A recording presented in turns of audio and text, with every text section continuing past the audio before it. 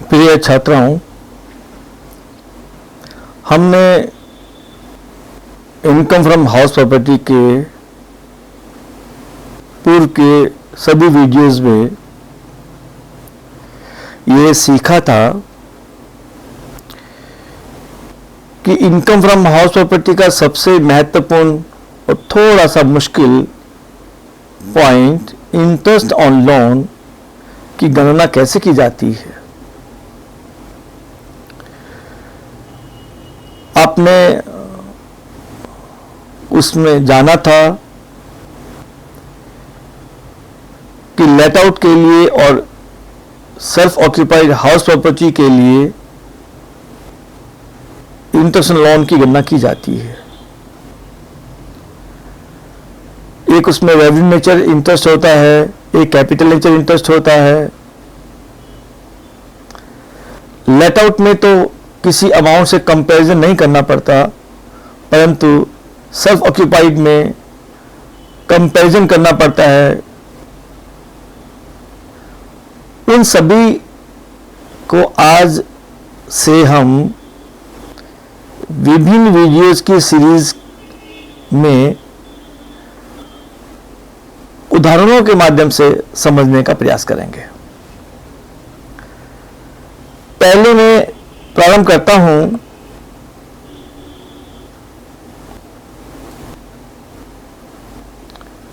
Let out house property के बारे में। एक उदाहरण है आपके सामने।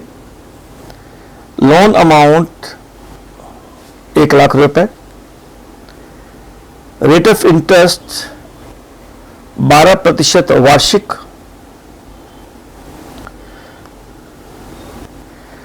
लोन लेने की तारीख 1 जनवरी 18, हाउस परचेज किया है 1 जनवरी 19, हाउस प्रॉपर्टी लेट आउट है। हमें 2019-20 प्रीवियस ईयर के लिए जितने इंटरेस्ट की छूट मिलेगी उसकी गणना करनी है।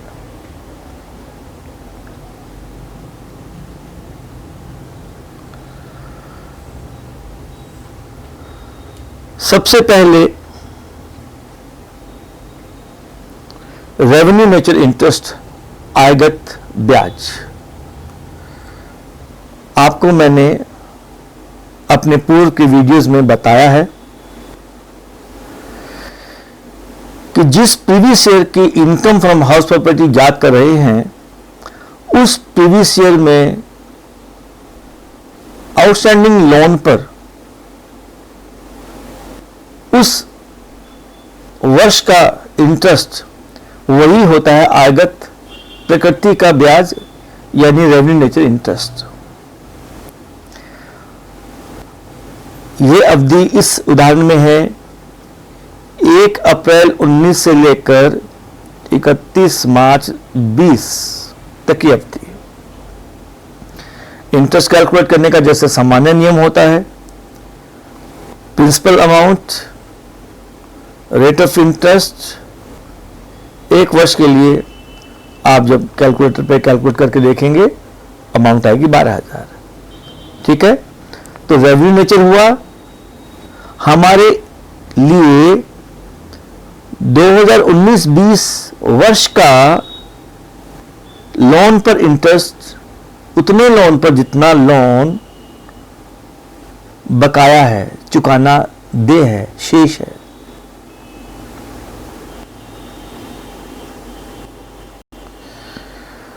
अब आते हैं capital nature interest. Capital nature interest में loan amount, rate of interest, अवधि या अवधि क्या होगी, इसकी गणना करने के बारे में भी मैंने अपने पूर्व के वीडियोस में विस्तार से अलग अलग तरीके से बताया था। हमारे इस उदाहरण में हमने लिखा था लोन लेने की तारीख 1 जनवरी 18, मकान खरीदने की तारीख 1 जनवरी 19 और इस 1 जनवरी 19 से पहले की 31 मार्च 31 मार्च 18, जनवरी 19 से पहले की। रिवर्स चलते हैं, 1 जनवरी 19 से रिवर्स में आता है दिसंबर 18, नवंबर 18, इस प्रकार से चलते चले जाएंगे तो 31 मार्च 18, यानी कि सेकंड डेट है उससे पहले की 31 मार्च लिखनी है। और कैपिटल नेचर इंटरेस्ट के लिए अवधि होगी जो महीनों में आती है, पहली डेट से चलकर तीसरी डेट तक की अवधि, पहली डेट से लेकर तीसरी डेट तक की अवधि। ये रिवर्स नहीं चलना है, तीसरी डेट से पहली डेट की ओर नहीं जाना है, पहली डेट से तीसरी डेट की ओर। तो इस अवधि का अंतर होगा 1 जनवरी 18 से 31 मार्च 18, जनवरी 18, फरवरी 18, मार्च 18, यानी कि 3 महीने। तो पहले और तीसरे बिंदु की डेट्स का अंतर 3 महीने। और हमने देखिए 3 महीने का इंटरेस्ट निकाल लिया। 3/12 क्यों किया? क्योंकि हमारी रेट ऑफ इंटरेस्ट है वो एनुअल है, और 3/12 करेंगे तो ये बन जाएगा 3/12 वर्ष। इंटरेस्ट की अमाउंट हुई 3000। तो यहां ध्यान देने वाली बात है अवधि की गणना करना, और अवधि की गणना में डेट ऑफ लोन प्रश्न में बताई होगी, डेट ऑफ हाउस परचेज या डेट ऑफ कंस्ट्रक्शन कंप्लीशन, और दूसरी डेट से पहले की मार्च 31, और पहली और तीसरी डेट्स का अंतर 3 महीने। इस अवधि का जो इंटरेस्ट कैलकुलेट करेंगे वह होगा कैपिटल नेचर इंटरेस्ट। 1 लाख रुपए पर 12% की रेट से 3 महीने का हुआ 3000 रुपए। ठीक है, इस प्रकार से रेवेन्यू नेचर 12000, कैपिटल नेचर 3000। आपको यह भी ध्यान है कि रेवेन्यू नेचर इंटरेस्ट पूरा लेते हैं, कैपिटल नेचर इंटरेस्ट का केवल 1/5 लेते हैं, क्योंकि कैपिटल नेचर इंटरेस्ट की छूट 5 किस्तों में मिलती है, प्रत्येक वर्ष 1/5 यानी 20%। तो 12000 पूरा अमाउंट हमने ले लिया, इस 3000 का केवल 1/5 यानी कि 600 रुपए, तो 12,000 प्लस 600 यानी कि 12,600 रुपीज की हमें इनकम फ्रॉम हाउस प्रॉपर्टी के अंतर्गत छूट मिलेगी। पूरा revenue nature plus capital nature का ओनली 1/5। ठीक है, आप समझ गए? आप एक बार दोबारा करके देखिएगा। नेक्स्ट एग्जांपल, इसमें लोन अमाउंट है 1 लाख, वही रखा मैंने, रेट ऑफ इंटरेस्ट 12%। लोन लेने की तारीख मैंने बदल दी, अब की मैंने 1 जनवरी 17, और मकान क्रय करने की डेट भी बदल दी 30 मार्च 2019। 1 जनवरी 17 लोन लेने की और 30 मार्च 2019। रेवेन्यू इंटरेस्ट जैसे पहले बताया सामान्य तरीके से 1 अप्रैल 2019 से 31 मार्च 2020, 1 लाख रुपए, 12%, 1 वर्ष के लिए 12,000। जैसा हमने पहले एग्जाम्पल में समझा था वैसी ही बात हुई।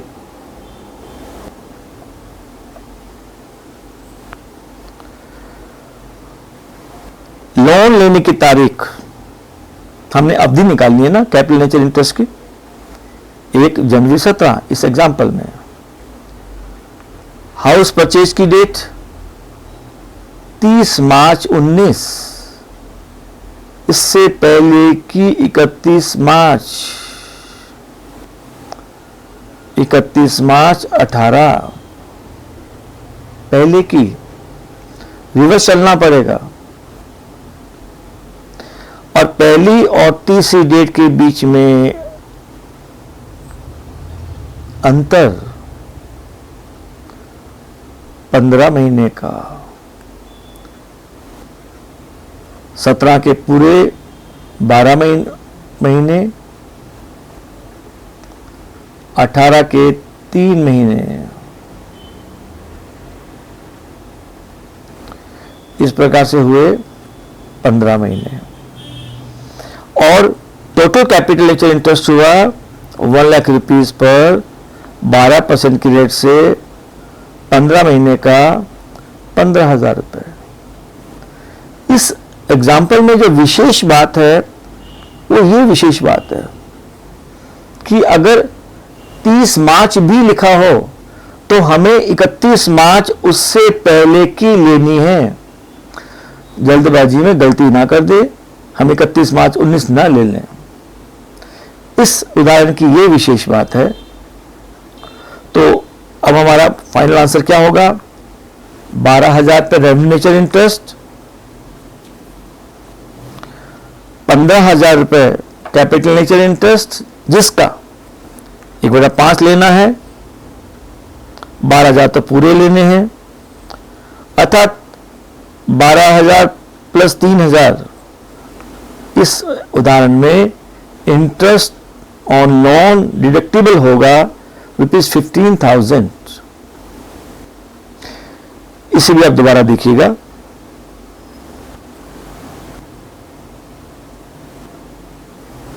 नेक्स्ट एग्जाम्पल, यहां भी वही है, 1 लाख रुपए loan amount, interest rate 12%। Loan लिया है 1 जनवरी 13 को और हाउस परचेज किया 30 मार्च 15 को। ये यहां भी डेट्स मैंने चेंज कर दी, 1 जनवरी 13 और 30 March 15।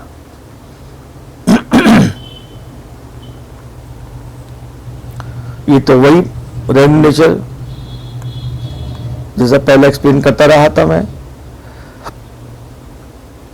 Capital nature, date of loan 1 January 13, date of purchase 30 March 15, उससे पहले की मार्च 31 मार्च 14, और अवधि होगी जिसके लिए कैपिटल नेचर इंटरेस्ट कैलकुलेट करना है टोटल 13 के 12 महीने और 14 के 3 महीने, अर्थात पहली और तीसरी डेट्स का अंतर 15 महीने। यहां तक तो आप बात समझ गए। तो कैपिटल नेचर इंटरेस्ट टोटल होना चाहिए 1 लाख रुपए पर 12% की रेट से 15 महीने का 15,000 रुपए। ये टोटल होना चाहिए। अब प्रश्न ये है कि क्या हमें 15,000 की छूट, 15,000 के 1/5 की छूट मिलेगी या नहीं? ये महत्वपूर्ण बिंदु है। इसके लिए मैं एक नोट आपसे चर्चा करना चाहूंगा।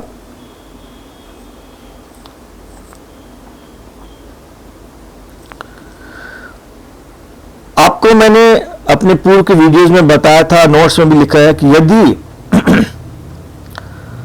करदाता ने 1 अप्रैल 2015 से पहले हाउस परचेज किया है या हाउस बनकर तैयार हो गया है, तो कैपिटल नेचर इंटरेस्ट होगा 0। क्यों?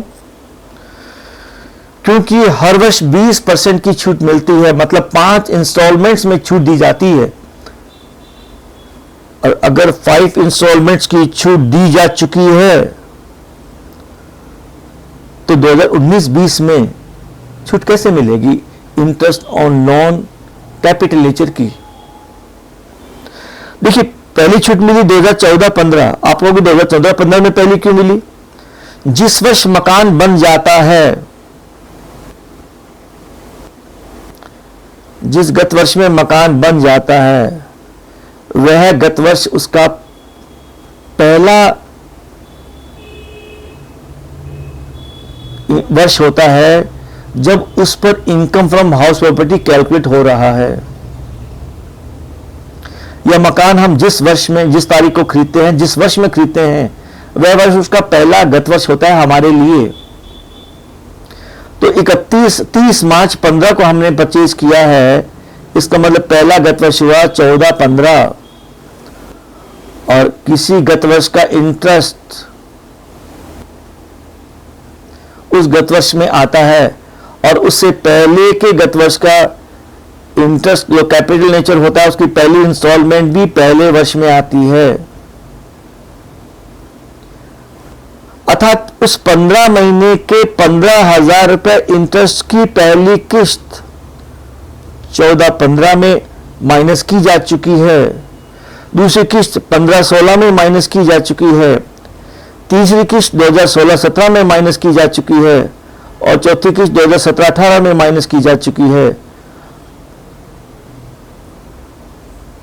पांचवी किस्त में लिखना भूल गया, 2018-19 में माइनस की जा चुकी है, 2018-19 में माइनस की जा चुकी है।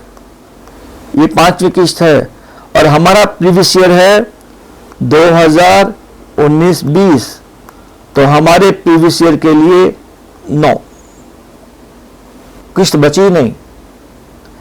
इसलिए इस उदाहरण में कैपिटल इंटरेस्ट तो है, हमें उसकी छूट 19-20 में नहीं मिलेगी क्योंकि 5 इंस्टॉलमेंट्स पूरी हो चुकी है।